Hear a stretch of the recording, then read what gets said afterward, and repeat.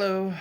So I recently found a video and a pretty cool one about a healed empath. And it's, in case you want to look that up before my next video on it, because there were some things in there that I feel like ought to be expanded upon, or an alternative presentation ought to be commented on. But that video, and I will include it in the comments section for both this video and the next, is what a healed empath really becomes, by Jung Thoughts here on YouTube.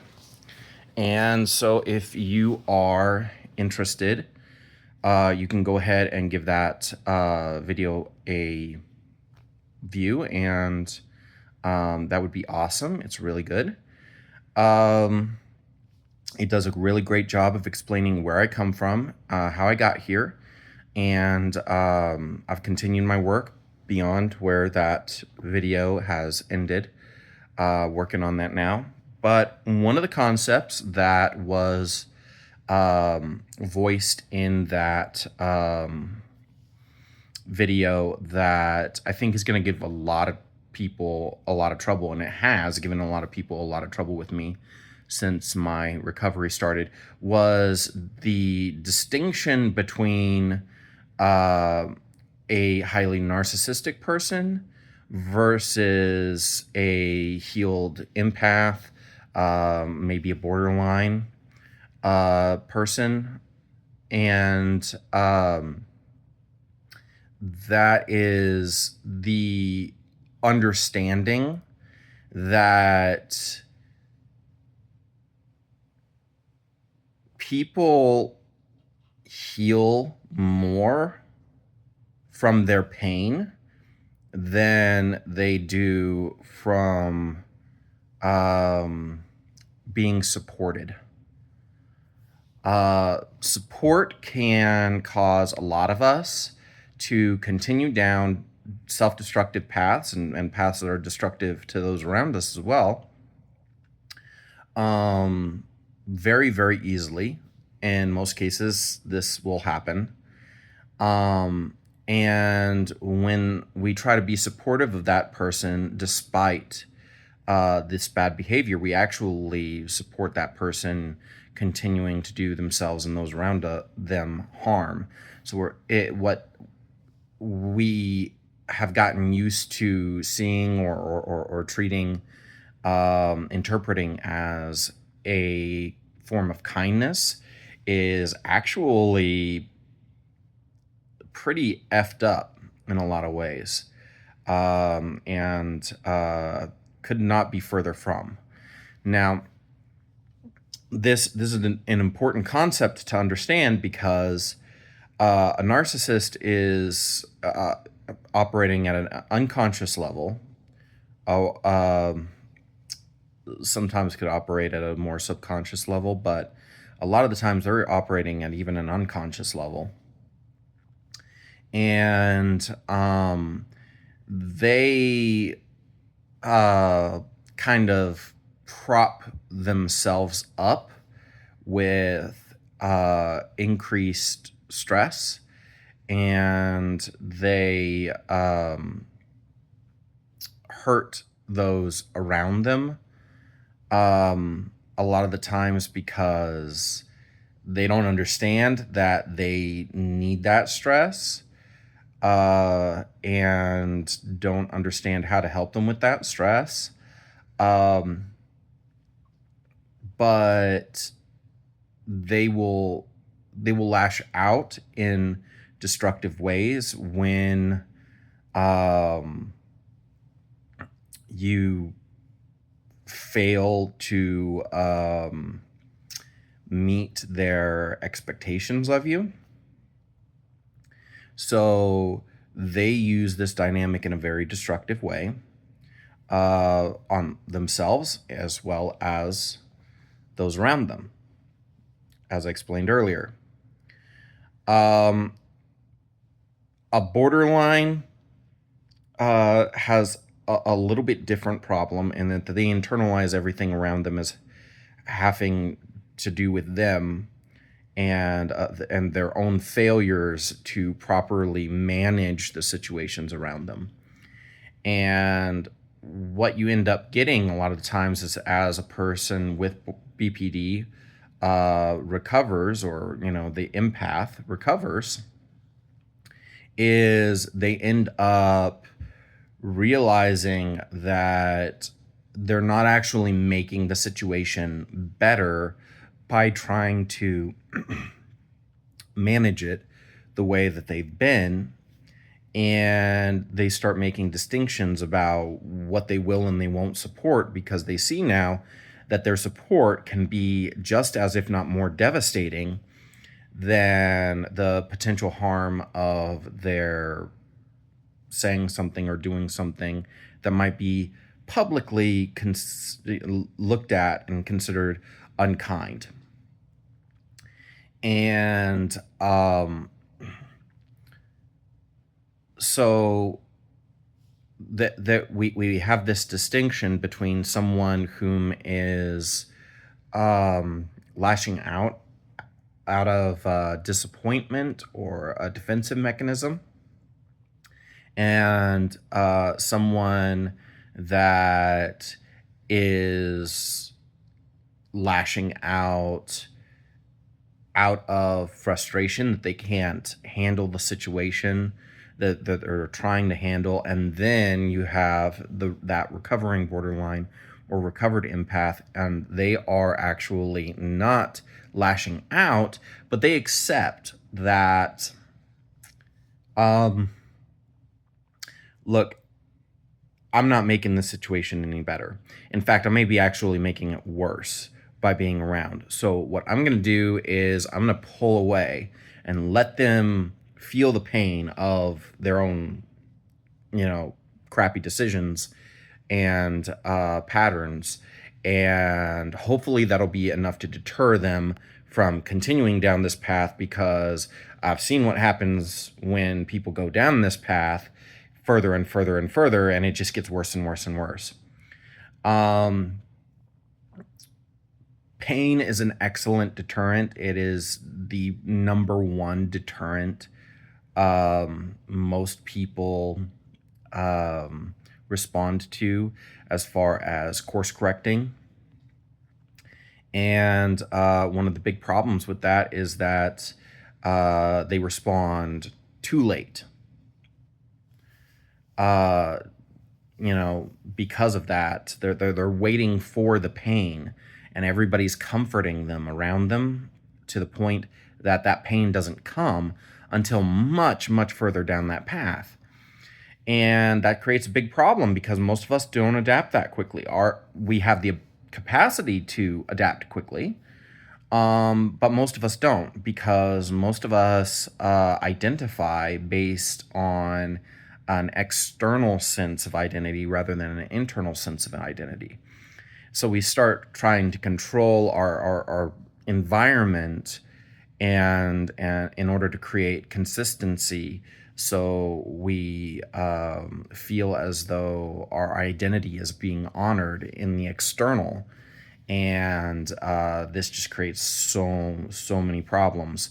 By the time they actually get to the point where there is substantial pain involved for the decisions they've made previously, which could be 5-10 years or more in the past, if they've just been comforted the entire time, they don't have the tools to be able to course correct at that point, even faced with that tremendous pain. The only coping mechanism that they have is to try to control the external environment. Now that that's become more painful, they are adapting in ways that they increase their threshold of pain to match the threshold of pain that they've unlocked.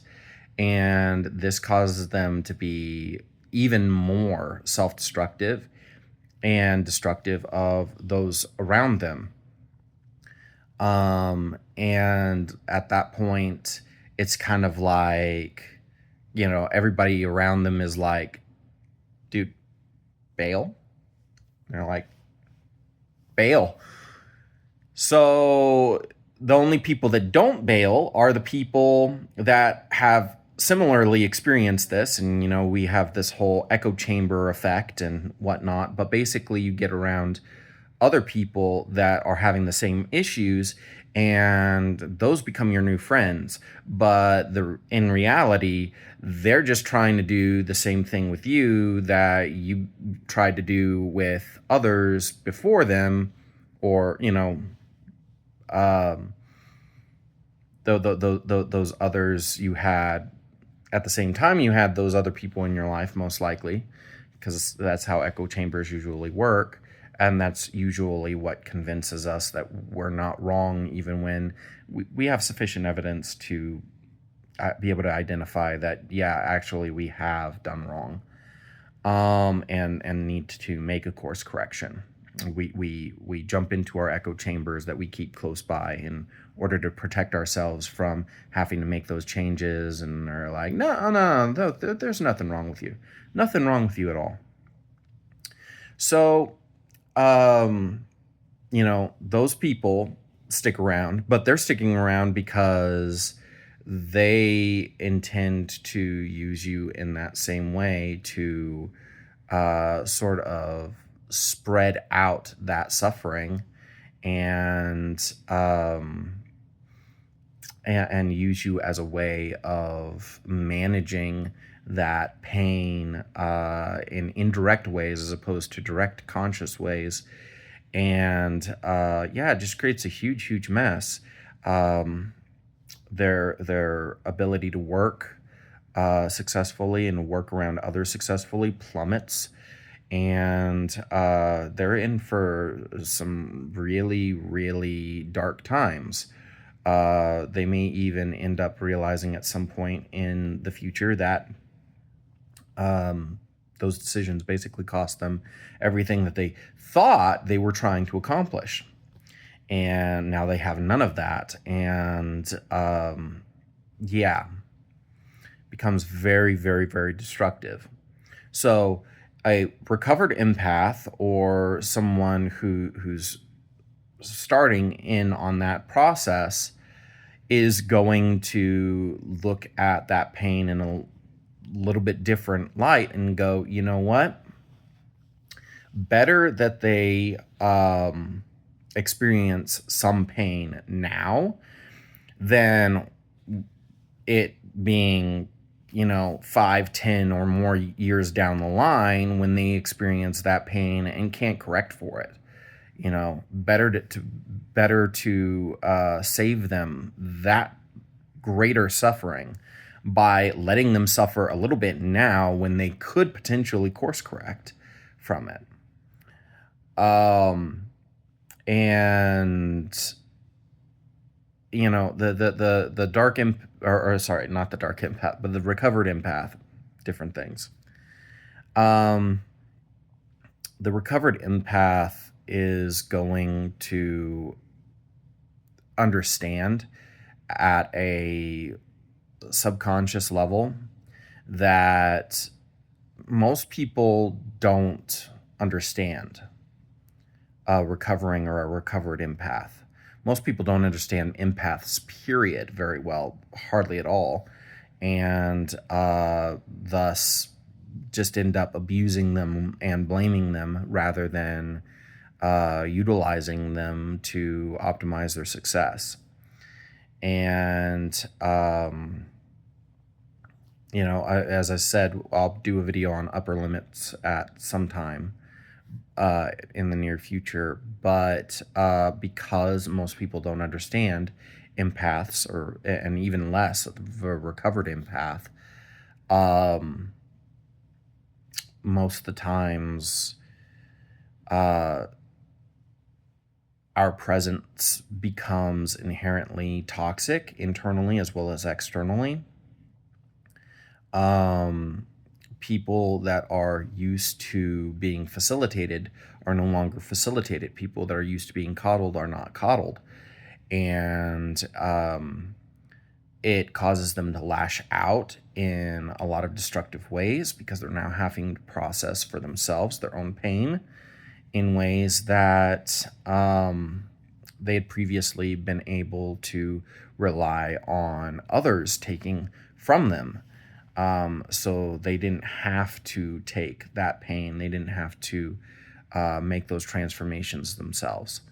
And so, yeah, this is a big distinction between the highly narcissistic person and the recovering recovered empath. And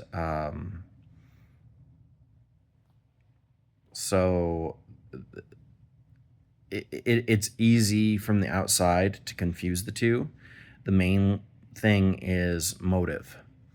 One has the intention of punishing you, while the other has the intention of helping you. They just understand that this cursed world we live in requires an understanding of its curses, and that sometimes the best things for us in order to adapt to this cursed world are to suffer through what we would normally try our best to avoid.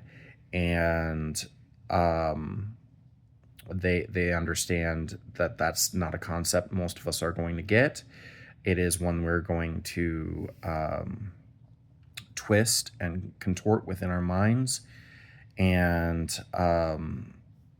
become more abusive of ourselves, more abusive of others, as we struggle to be able to wrap our heads around this concept that what feels good can actually be detrimental to us. What feels bad can still be detrimental to us, but it does have the potential of allowing us to face our demons and make progress, to be able to heal or to be able to motivate us to pursue things differently. And that can be a good thing, even though it doesn't feel good. But anyways, this video has gone on really long time, and so I hope you found it useful, but that's going to be it for today. Bye.